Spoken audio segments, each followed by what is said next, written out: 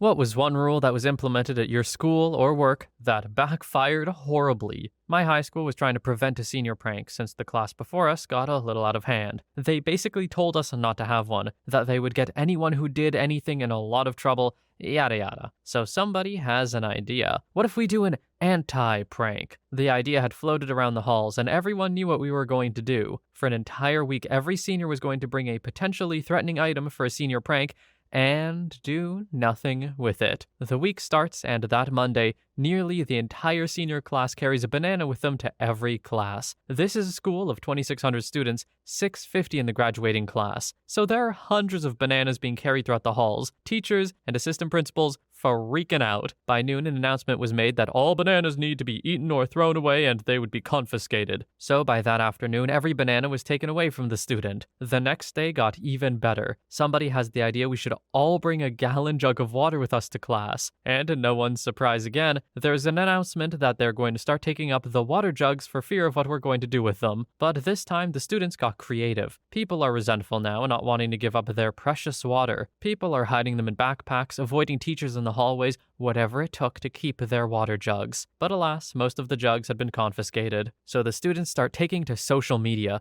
Tons of tweets and mentions are going out to the local news stations, TMZ, Oprah, Ellen, you name it, they got mentioned. All of these messages are going out along the lines of, school is confiscating all water, not allowing students to drink, hashtag high school drought 2K whatever, hashtag we're dying, hashtag send help.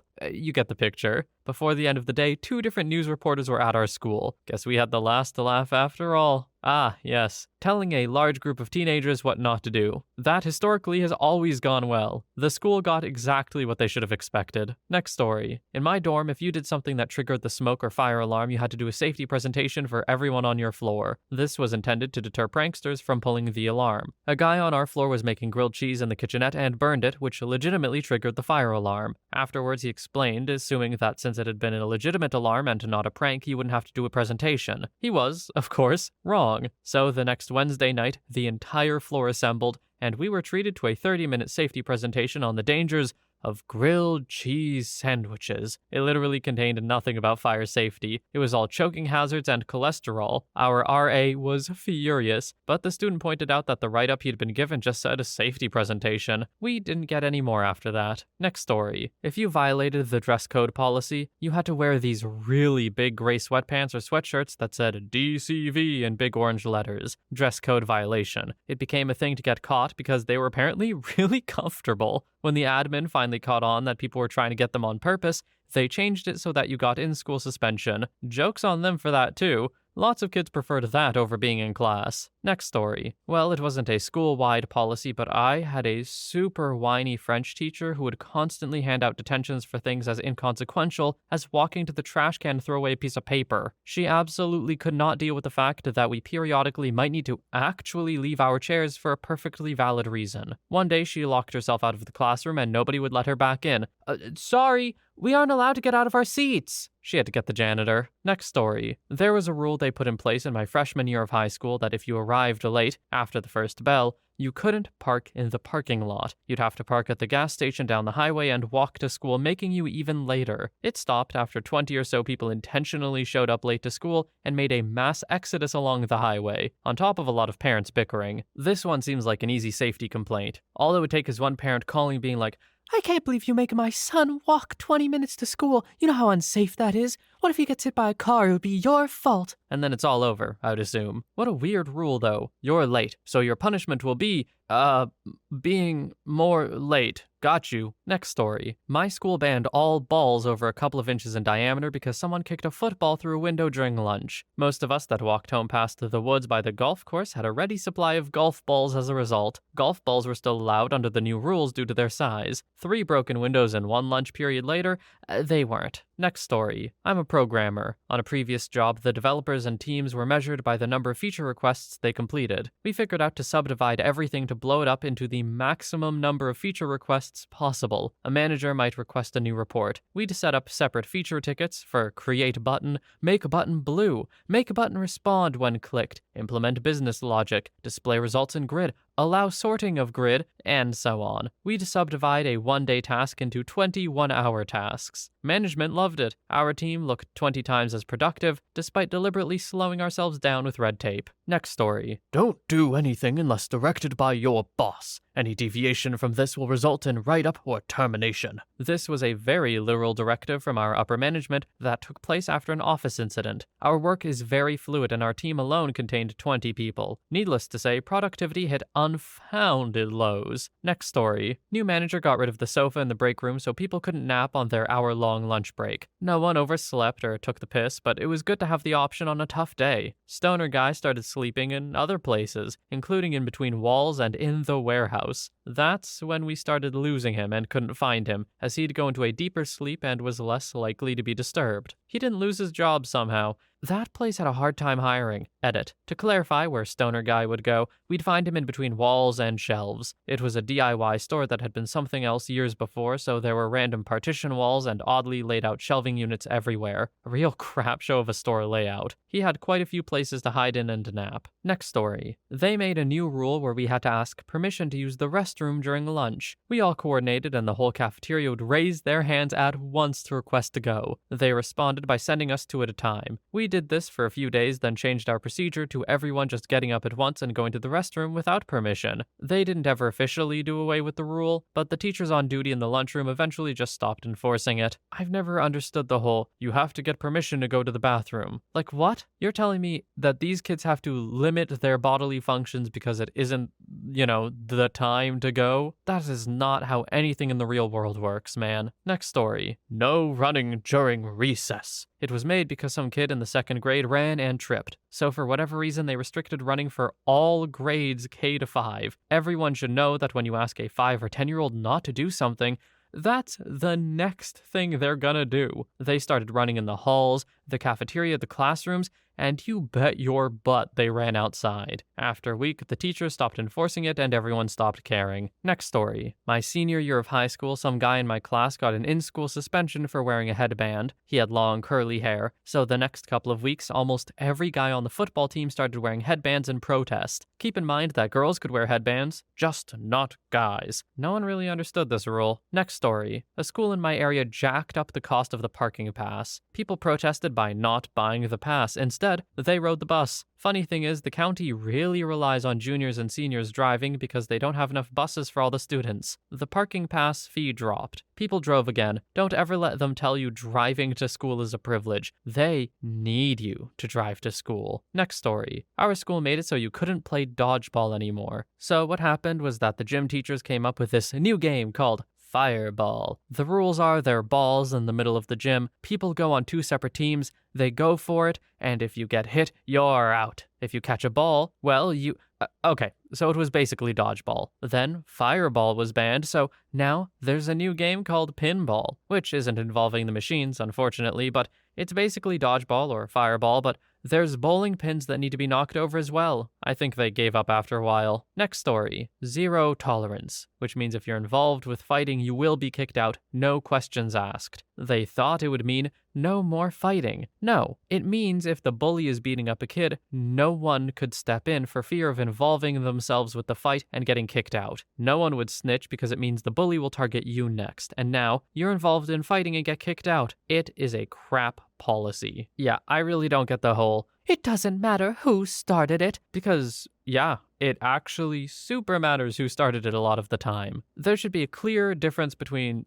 a bully picking on someone or hitting them even, and someone just trying to fend for themselves and, survive. Next story. I used to work for a production company that employed a lot of really skilled award-winning editors. There were producers and executives and directors, but the real moneymakers, the people who really made the company, were the editors. So the company was basically centered around them. The executives would always order in food for the editors, and the editors would usually eat in their offices while doing their thing. One day, the executives decided to cut paid lunches to save money. The editors all thought this was a jerk move, so they would go out for lunch and sometimes stay out for like 3 hours. There was nothing the company could do really, because these editors were top of their game, and if Warner Brothers heard that the editor they always used had left, they might leave too. So the company couldn't do anything. They saved maybe $15 per person a day, but lost like 4 hours per person a day. Next story. story. Little backstory. My high school was a teeny tiny rural school, 600 kids in grades 7 to 12. Randomly, at the beginning of second semester in my second year, the new principal, who had just moved here from an inner city school in another state, decided that we would no longer be allowed to carry backpacks or book bags in the halls between classes for safety reasons. Makes sense in this day and age, but the students were upset about this abrupt change in clockwork of our tiny school. Shenanigans ensued after this new rule came into effect, including every student dropping their books in the hall simultaneously at 10:50 one day. My personal favorite was the guy in my class who decided he would make something that couldn't be called a backpack. First, he took a bunch of belts and tied his books together so they could be carried on his back. That was shut down after day 2. That's when it got hilarious. The next Monday, he comes waltzing in wearing a product of his own design. He had made L-shaped shelves from pieces of wood that could be connected to the sides of his legs and proceeded to harness his books to these leg brace shelves. Needless to say, he was pulled from class before lunch. Next story. My junior high school adopted a policy to not allow kids to loiter in groups of 5 or more in attempts to crack down on gang mentality. This was freaking junior high. Anyway, me and my group of misfits, 6 of us, were always hanging out during free times, and the principal eventually stopped us and asked us to separate. I had to casually explain to him that we were not a group of 6, but 2 groups of 3 that were intermingling. People caught wind, and that rule was basically dead. That was one of the few times I had to explain to my father why he was called into the principal's office with me. Ah yes, crackdown on gang mentality. We're gonna do this by, let me check my notes here. Preventing hanging out. Well done, administration. We did a good job. Next story. My high school had a really bad problem with students showing up to class 5 minutes late every day, so they tried 3 different solutions. First, they stopped letting us use lockers. They quickly found out that just meant nobody brought their books to class. Next, they decided to ban the use of restrooms between class periods. Teachers started complaining about everyone asking for a bathroom pass as soon as class started, so that was abandoned after a week or so. Lastly, one week they made a ton of announcements Monday to Wednesday that all students were to be on time for class. Then on Thursday, they suspended any student who was late for, quote, insubordination. Turns out that included half the football team. This occurred right before the biggest game of the year. In a town of 4,000 people, this game attracts 16,000. So yeah, they gave that up as well. Next story. My 4 years of high school were full of my school trying out new policies and procedures to use in the future. My sophomore year, my school decided to make tests count for 100% of the grade, and homework count for 0, but it was still assigned. As you would expect, kids did absolutely no homework. The ones that didn't retain information well or were bad test takers struggled pretty hard to make the grade without homework padding it. Our failure rate was pretty high that year. Then, my junior year, they brought homework grades back and made a new rule that there were no due dates, nor penalties for turning in late work for your 6 weeks. We didn't do quarters. As long as it was before the next 6 weeks started, you were good. This led to students doing no homework until the last few days of the 6 weeks, and teachers had to accept and grade them all before grades were due. This put teachers under immense stress, causing them to work insane hours and to spend every hour at home grading. This made them very irritable and more likely to just shove pointless activities and busy work at us until they could finish grading. My high school attempted to ban trip pants and the like. However, due to a hilariously overlooked typo, the student handbook that got sent to students and parents just said, "Students may not wear pants." We had a good laugh and it made the local news. Unfortunately, this does show the quality of high school I went to. Was not ready for college.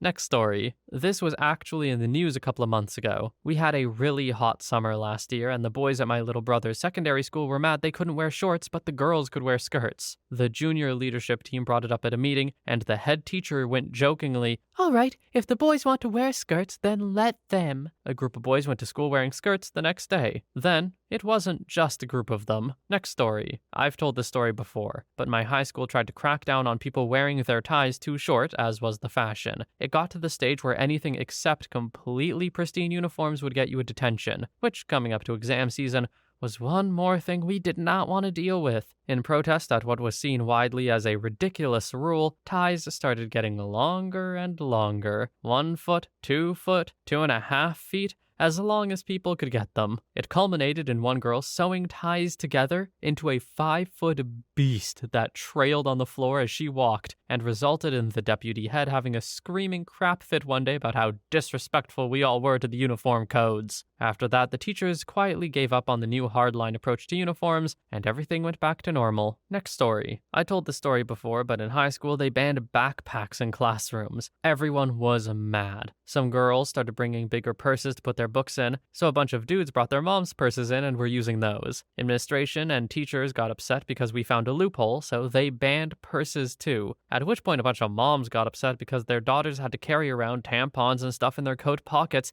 in addition to all of their books, notebooks, calculators, pens, pencils, and whatever else they had in there. Finally, the school let everyone have their backpacks back. Edit. Knowing that other places banned backpacks makes me feel a bit better. What would make me feel a lot better is going back in time and telling Mrs. Gaines that she can eat a bag of decomposing dongs for suggesting that we get rid of our backpacks. That lady hated teaching and she hated students. She just loved control. Already having an authority problem, I bucked up at her more than once. I remember one story where me and a bunch of other seniors started complissalting each other. We'd pay each other in compliments, but in insulting tones. Then we started to act like we were going to fight, then hug it out. We thought it was hilarious, but Mrs. Gaines thought we were being disrespectful to her authority because we'd complissalt each other a bunch outside of her door. Once we learned this annoyed her, we started to do it more, until some pink slips started coming out and people were getting sent to the office for, quote, complimenting each other in a loud tone. What a joke of a teacher.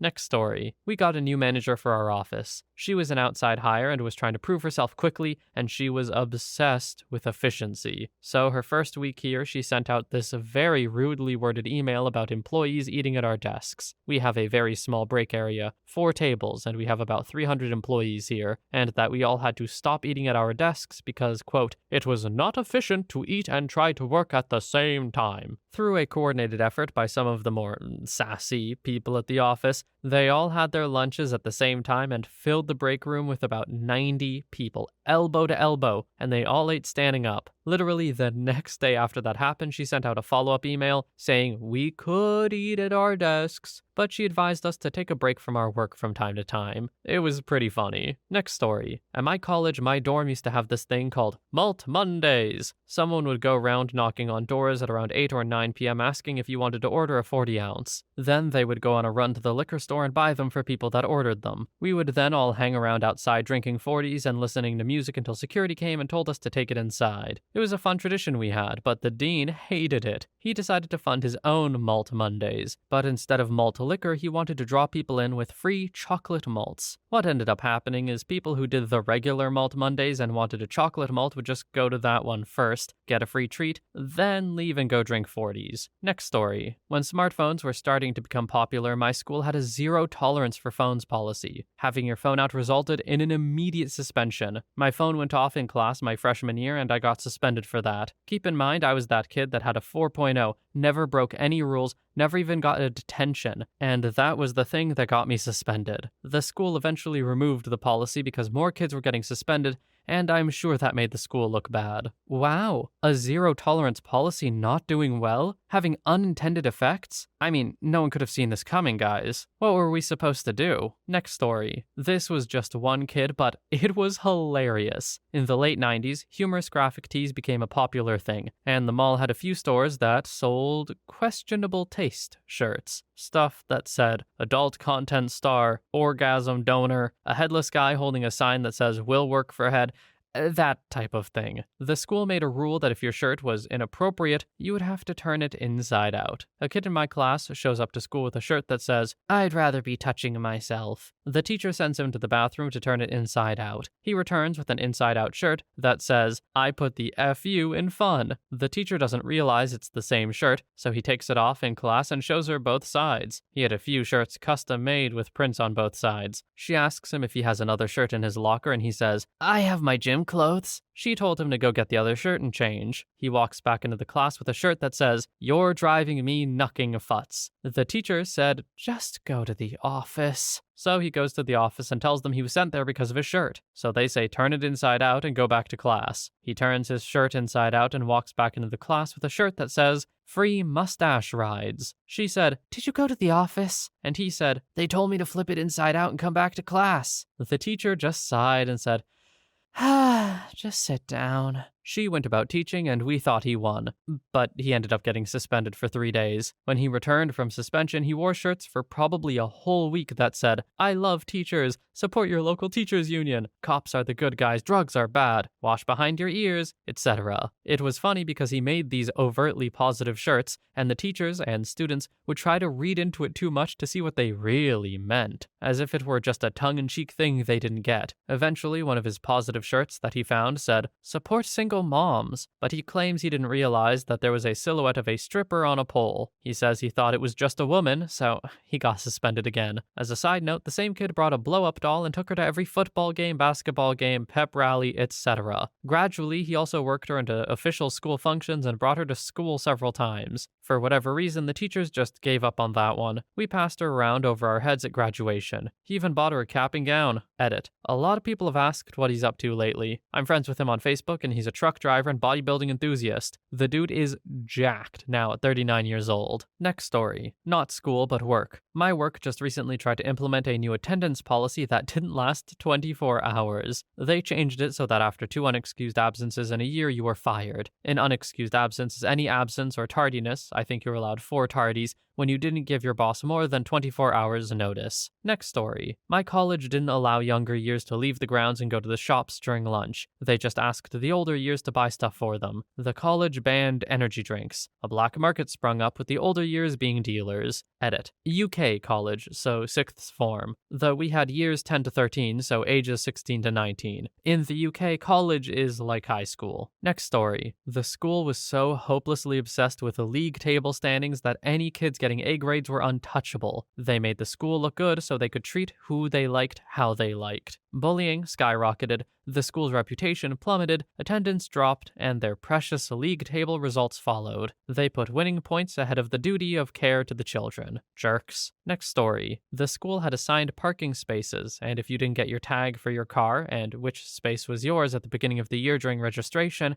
it was a nightmare to get. If I didn't get to school 45 minutes before classes started, my parking spot was always taken. I think overall between grade 11 and 12, I got to park in my designated space maybe 9 times. Complaints were made and notices were sent in the school paper, but all they ever did was give a slap on the wrist as it continued. Next story. My old job had a draconian attendance policy in which if you were a second late, you got a half-point demerit. If you were an hour late, you got that same half-point demerit. Demerits accrued. 3 was a verbal warning, 4 was written, and 5 or 6 was termination. In addition to making for some anxiety-filled employees that made dumb decisions to speed through snowstorms, it also meant if you got stuck in a traffic jam, you might as well take your time, stop for gas, get breakfast, etc. Same place also had a similar policy that assured the plague spread throughout the whole place. Say you came into work at 7, and by 9 a.m. you've got a fever and full-blown flu symptoms. If you clock out then, you get a whole point demerit. But if you sit there coughing and shivering and infecting your coworkers for another 2 hours till your shift was half over, you only got a half point. Next story. A local pharmacy was built on the same street as my school, and local pharmacies got robbed a couple of times a year where I live. To make our school more secure, they started locking every door and making it punishable by detention for any instance of a student opening an outside door for someone else during school hours. Everyone had to go through the front doors to the lobby to show ID and to sign in before they got into the actual school. I liked how secure the school was, but when our principal was walking superintendents around to show them our new media production and medical sciences wing of the school, they got locked out after stepping outside to look at an outdoor set. That spot was on the complete opposite side of the school from the front office. During class change, they tried knocking on the door to get a student to open it.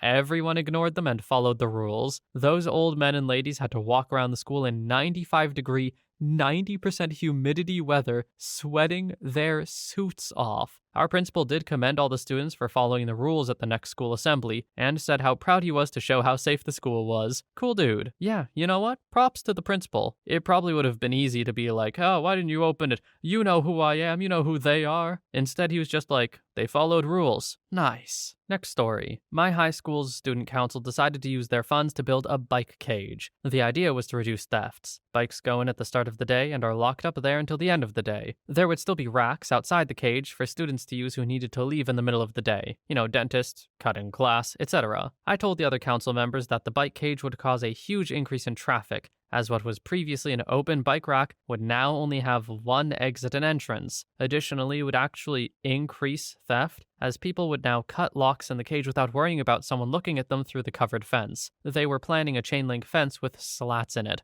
Guess what freaking happened? Bike theft increased, and traffic around the bike cage became a nightmare. I quit the student council after they made that decision. Next story. My senior year of high school, we got moved into a new school building across from a grocery store. The builders put walls up over the plumbing for the water fountains by accident, so there was a huge increase in reusable water bottles, and the school put up a vending machine entirely full of water. Now I suppose it's time to mention that this was in Washington state, where you can sell liquor in grocery stores along with anything else. So, some freshmen got the bright idea to start stealing vodka from the store across the street, fill disposable water bottles with it, and sell it to other students. This caused a huge problem with a large population of drunk underclassmen wandering through the halls of the school and getting into trouble. Finally, the staff got together for a meeting about what to do. Someone suggested banning water bottles, so now students had no access to water during school hours, and everyone was enraged. There were articles written about it and parents complaining. People all over town were talking about how we had a ban on water. They eventually lifted the ban and the vodka problem resumed. TLDR, my school had kids selling booze in water bottles and banned water. Next story. If you had 4 tardies in a semester, including first or 0 hour, you would receive a Saturday morning detention. I'd accumulated 3 tardies during a semester of my sophomore year because my ride would be a few minutes late. I proceeded to skip school anytime my ride or myself would be late, and eventually, a vice principal noticed my absences. Naturally, he asked why I was missing so many days of class. I explained to him that I wasn't going to get a detention for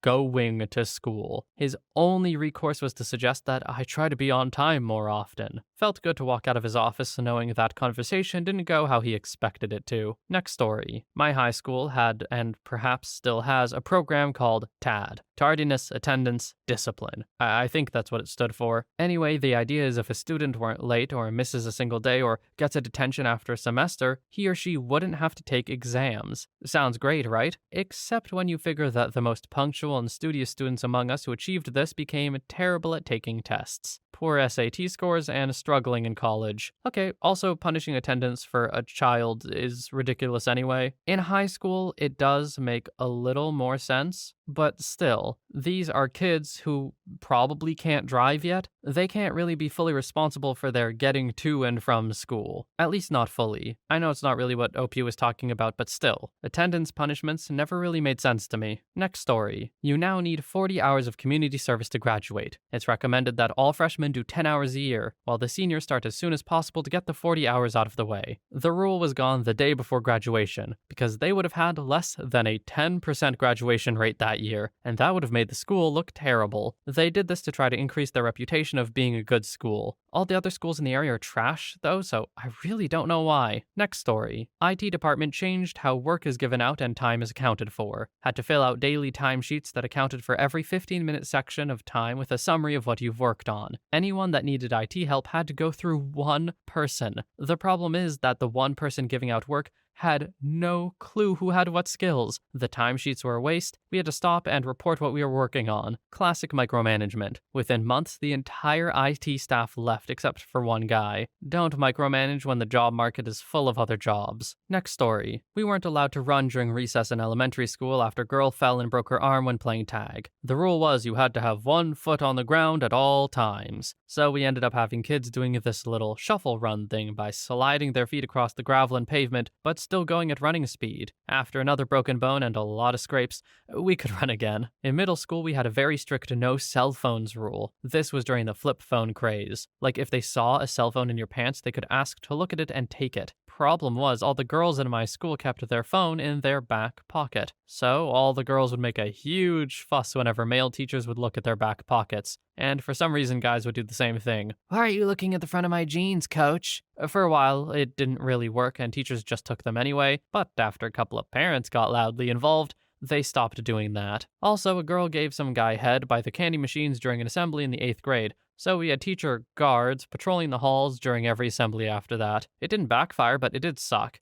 Pun intended. Next story. My school had a really strict cell phone policy. If a teacher caught you with a cell phone, they would turn it into the office and you would have to pay $25 to get it back. Supposedly, the $25 went to scholarships for students. Anyway, once I was caught with my iPod. One headphone in, iPod in my skirt pocket as I walked from class. This teacher tried to take it and said it fell under the cell phone policy and I had to pay $25 to get it back. Yeah, fat chance. When I asked her to make a call using my iPod in 2008, I don't know what iPods can do today, she'd shut up. I was expelled a few months later for unrelated reasons. Next story. I worked at a high school in LES NYC a few years ago. It was a large school, about 3,000 students. As a teacher, you realize fights happen. We all know they do, and best thing to do is to make sure those involved are punished and leave it at that. This was our principal's first year in the building. She wasn't a new principal as in brand new, but she was new to our school. Our school wasn't horrible, but it was declining. A fight happens first period on the basement floor. Security is called. Those involved are sent to the deans. Whatever. It happens. No big deal, right? Principal comes on announcements, second period. First, she acknowledges there was a fight, which most people already knew about. It's a high school, after all. Then she says, "No student will be allowed to leave to use the bathroom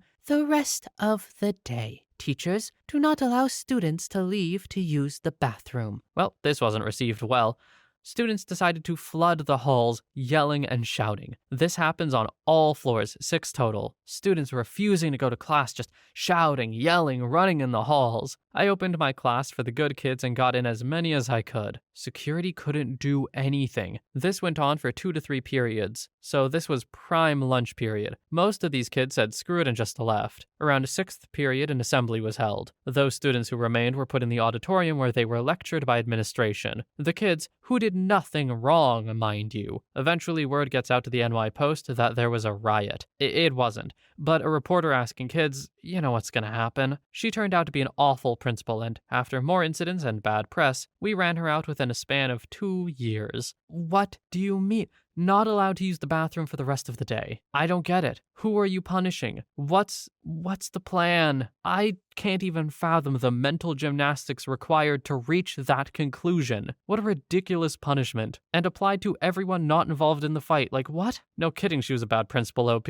Next story. Not work or school, but around 2009-2010, my city implemented new water-saving laws that said you could only water your lawns on Tuesdays and Thursdays, and started enforcing fines on anyone watering their lawn not on the approved days. Well, summer turns to fall, the rainy season hits, and water mains across the city suddenly start bursting. Whatever could be causing this mass failure of our water infrastructure? Local university did a study, and sure enough, the Tuesday-Thursday watering rule had put a massive strain on the water mains and sewer lines and caused them to fail across town. This city's attempt to save water backfired with mass flooding and expensive repairs. At the advice of the university, they switched it to odd numbers water Monday and Wednesday, even numbers water Tuesday, Thursday. It's several years later, and they're still repairing the damage in places. Next story. At my elementary school, you had the choice of either going outside or to the gym for recess. The gym was right across the lunchroom. They were really the same room split by a retractable wall, so to prevent kids from going there to line up at the door between the lunchroom and gym, they made it so you had to be participating in what the gym teacher put up for recess. Anyone not participating got kicked out. The problem was they never sent out an email to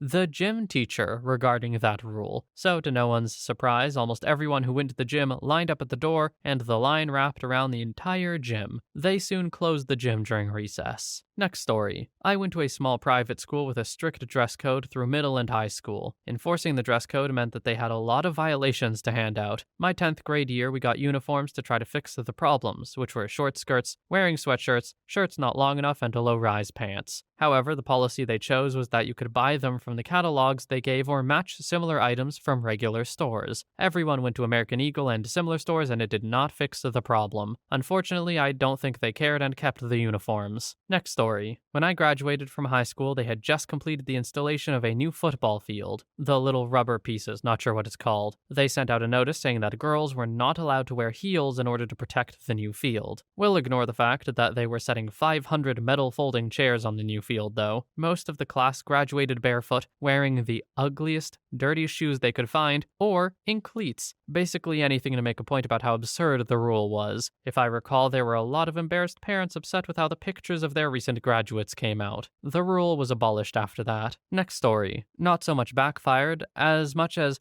never worked to begin with. School was trying to cut down tardies, and made a 10-10 rule to filter out people just going to the bathroom. You couldn't leave class during the first or last 10 minutes. Except I was on the color guard last period, and most of us had to change into activewear in that time frame. ASAP, if you're in after the director, you're late. Plus, we had to move the chairs out of the way in the band hall before we could start, so we had to hustle. One of the APs constantly caught girls going to the bathrooms 20 feet from the band hall doors to change, and got mad because we were breaking the 10-10 rule. She complained multiple times, and once actually followed some girls back into the band hall to lecture our director about the rules. He sat through her lecture with the most stank face ever, mocking her because she has constant RBF to rival the CBF over an r/just-no-mill, and then said something along the lines of Nick Fury's "screw the council" line. The school gave up and got us rubber wristbands to act as a special pass so we could do our thing in peace. Next story. My high school had just moved to a brand new complex and were trying to do a fresh start in every aspect, including discipline. They attempted to rule that nobody could leave the building until the end of the school day, even going so far as to disable the sensors on the automatic sliding front doors during break times. After the vast majority of students didn't bother coming in for the first 2 weeks, they quickly removed the rule. Yeah, that definitely doesn't sound like a safety hazard at all. That sounds perfectly safe and reasonable. Just don't allow anybody out of the building. Cool. Next story. My high school banned us from carrying book bags, but girls could carry giant purses. I suppose they were afraid of bombings or whatever. So this meant we had to carry our books, etc. everywhere, which was annoying. Well, one of my friends became fed up and put his stuff in a box and carried that. It was technically within the guidelines, so it slid for a while. Well, the box began to break, so he takes a roll of duct tape and completely covers this box. This went on for several weeks, and eventually his duct tape box begins to give, so he gets another box. Except he used that box to carry his old box in, and the new box eventually became taped as well. Eventually, individual teachers banned his box from their room, so he would leave it on top of the lockers because it didn't fit inside. The principal ended up seeing it whilst giving a tour to prospective students. Boxes were subsequently banned. Apparently, duct-taped boxes look like bombs to would-be students and parents. This is the same guy who wore a skirt to school one day. Skirts were allowed under the dress code, while shorts were banned. Next story. Freshman year of high school, we had access to vending machines for drinks and snacks. Senior and junior classes beat those machines up terribly to the point they were cutting the power cords with bolt cutters and continually breaking, scratching, defacing the graphics, or spray painting the vending machines with black so you couldn't see inside. Cut to next year and the machines have been revoked for only senior use. They were enclosed in lockable outside areas, and while you couldn't get into them from outside the senior lunch period, you could climb over the wall and get into them, and then climb onto them to get back out. We had upwards of 50 students get stuck in there in an attempt to get snacks and a drink between classes, and the rule was revoked pretty fast. They eventually got rid of the machines and opened a snack bar at the school, but it was pretty funny walking past there during passing period and seeing a kid stuck unable to climb back out. Is that not horrifically unsafe? I feel like, you're not supposed to shake or rock vending machines in any way. Climbing them? That seems like a whole different issue. They were just asking for those vending machines to increase their KDA, I swear. Next story. I worked at a company that blocked every single website except the one we used for work. They then hired a new cleaning lady who couldn't speak English. We tried to look up a Spanish to English dictionary, but it was blocked. This was all pre-smartphone as well, so she basically just hung out all day since nobody knew what to have her do or even where the supplies were kept. Next story. Boarding school. They served junk food in the cafeteria all the time. Chicken nuggets, hot chocolate, fries, all the time. They had a station for coffee, and they decided to get rid of it because caffeine is bad. Energy drink was banned. All forms of caffeine were banned. Hot chocolate and ice cream and fries and burgers weren't as bad as caffeine, apparently. The result? Well, a bunch of upset, uncaffeinated teenagers. If they serve coffee in prison, I think a caffeine strike would be more effective than a hunger strike, for this very reason. Next story. I was stationed aboard the USS Harry S. Truman from '02 to '05. At one point during a deployment, the captain found a candy wrapper in a peeway. What's the obvious solution to finding trash? Dunk. Snacks and sodas from vending machines were only to be consumed on the mess deck. Anyone caught eating candy anywhere else on the ship would be put on report. Now, it's not like we organized a boycott, but the only reason to buy something from the vending machine would be to eat it elsewhere. If you were going to eat on the mess deck, might as well hit a chow line. 3 days of zero sales from the machines, and the supply officer talked some sense into the captain. Next story. I worked for a place that did RMA repairs on PCs. Most of our clients were businesses, like hospitals and factories. Anyway, as I was touring the workshop during my orientation, the guy taking me around took me to the QA department. Once all builds or repairs are made, they're sent to the QA department for the final inspection before going out to the customer. The guy jokingly said, "We used to pay the QA guys bonuses for every mistake they found on a build." I started laughing. The only problem was, it wasn't a joke. They actually paid bonuses to the QA people who found mistakes on builds. For anyone not familiar with the internal workings of a PC, it could take less than 3 seconds to completely render a computer inoperable. Hell, you could loosen a connection just by inspecting it. Luckily, that policy ended before I was hired. I mean, can you imagine giving someone a bonus for finding screw-ups when it would take almost no effort to make a screw-up and then claim you found it? Next story. Worked at a branch of a credit union. We had to recognize our coworkers whenever they did something good. Manager made us do this with a stuffed animal whale as a way to say, "Well done." I know. It was like we were kids. Well, we decided to act like children since we were already being treated as such. So, 2 weeks later, our manager found the whale in the back room, hanging from an extension cord. Next story. Get air quality monitoring for any project involving asbestos material. The problem is that we have a lot of projects which involve only a few holes drilled to mount a piece of equipment, and there's already a simple and cheap method which we know negates the risk of asbestos getting released. Forcing us to do air monitoring effectively doubled the cost of these projects. It didn't take them long for that policy to get reversed. Next story. My high school told my senior class, "No senior pranks or none of you walk." Ha. Results. We didn't throw a prank. Instead, we threw the biggest rager of the year on school property with the permission of the county sheriff, as long as we, quote, "took our bottles with us when we finished." The sheriff retired the next week. He was a real one. Aftermath. The administration was mad as hell, but he couldn't pin it on the senior class because Sheriff Rick couldn't remember what kids were there. That sheriff was a real one. Hell yeah, OP. As long as it cleaned up a little before you left, sounds fine to me. Saying no senior pranks is ridiculous. It's basically tradition. And you want kids to enjoy their time at school, right? That's really one of the easiest ways to get things that they learned there to stick. Just let kids have fun. Next story. We have a policy here that any expenditure over $500 must be pre-approved via a series of forms explaining why the thing is needed, etc. No exceptions. The forms are fairly annoying to fill out, change all the time, and it takes the people who review them quite a while to actually approve or deny your spending. So we all do our damnedest to keep purchases under $500. It's common practice to take one big purchase and just split it into several smaller ones to save the effort of filling out the paperwork. Same money spent, no forms filled. The no exceptions part is also somewhat problematic since it snags routine stuff like printer toner and paper. So we have to waste time filling out the form,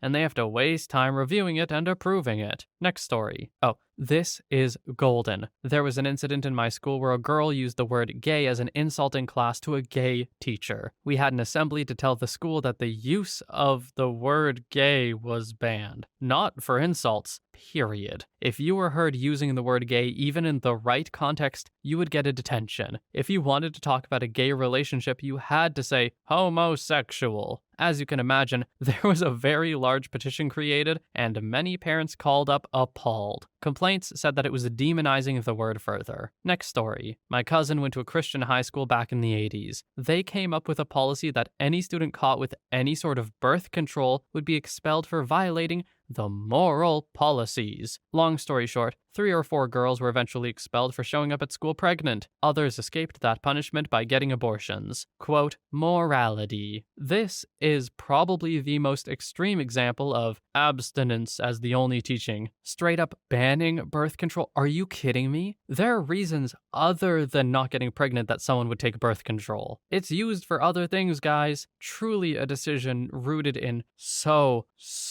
much ignorance. ignorance. Anyway, that's the last story for today. I feel like we heard a lot talk about no tolerance policies and learned that those, in general are just sort of bad. So if you're ever making any policies or rules or whatever, try to steer away from no tolerance. But for now, thank you so much for watching. I hope you have a wonderful day or night wherever you are, and I will see you in the next one.